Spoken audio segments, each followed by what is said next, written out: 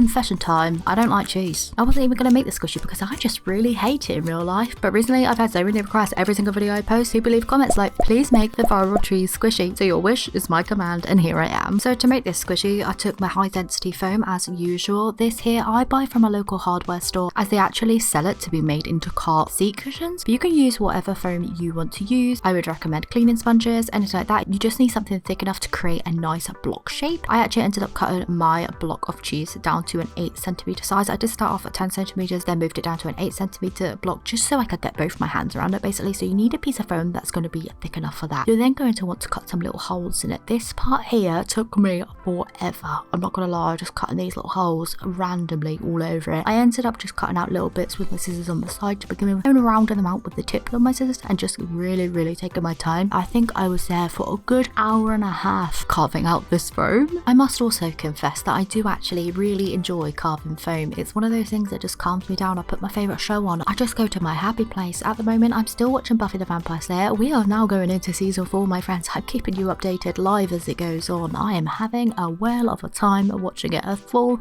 nostalgic experience. Making squishies watching Buffy the Vampire Slayer. I'm sorry, what can be better than that? So my plan of action here to smooth out the little holes was actually just to go straight in with Tulip Slick fabric paint. This here creates a nice kind of layer on the foam. I only had black in my collection. I thought about going to the shop and buying a lighter colour, but could I be bothered? No. So I just used the black one that I had. I basically piped that on, used a paintbrush to smooth it out over the holes that I'd created, and left that dry so that it almost smoothed them out a little bit, because even though I spent an hour and a half of my literal life just carving these out, they still weren't smooth enough. But this definitely did help. So I mixed up my usual squishy paint mixture and then got to painting on the layers. As I always say, squishy baking is 100% down to the layers you create. You need to create a good layer on there, filling up those holes in the foam, leave that dry, create another layer, leave that dry, create another layer, and build up a little skin on top of your squishy. It sounds gross, but that is what captures the air in there, makes it nice and slow rising. So building up a nice casing over your foam is what we want to do. How many layers did I put on this one in total, you may ask?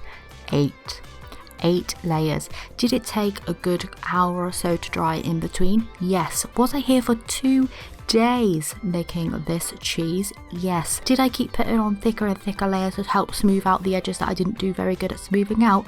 Also, yes. As you guys know, I reuse a metal barbecue skewer for mine so I can paint the piece all at once and then leave it to dry in between layers. I highly recommend you using something like this. But what I needed to do at the end was to obviously remove that skewer and fill in the hole that remained. So I just used the very dregs of what was left of my yellow mixture and just filled in that hole. Okay, this is the paint all fully dry in there. Can you see? It actually feels wonderful. I love the size of this. I did make it slightly bigger to begin with and had to cut it down, so yeah, it did take me absolutely forever. I also feel like I could have smoothed it a bit better, but I was getting bored. Okay, that's the truth. I don't think it's too bad in person, but with my studio lights it definitely highlights all the little kind of wrinkles in it. But yeah, it's very nice and I really like the size of it. Squishiness wise,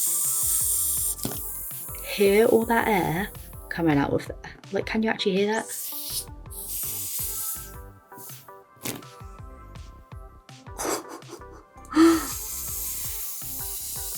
It's crazy, absolutely crazy. Loving the size of it as well, because I can get both my hands around it and actually give it a good squish on there, and it just comes straight on back nice and slowly, which is just lovely. Look at that, beautiful. Even if it is cheese, okay? But yeah, you guys asked for it, so I made it. Anyway, hopefully you enjoyed watching today's video. If you have any requests, then please do leave them down in the comments down below. I do read them, and as you guys see here, I do make them as well. So if you do have any suggestions or any requests, then yeah, leave them down in the comments. But with all that being said, hopefully you enjoyed today's tutorial, and I shall see you again very soon for another video. Bye!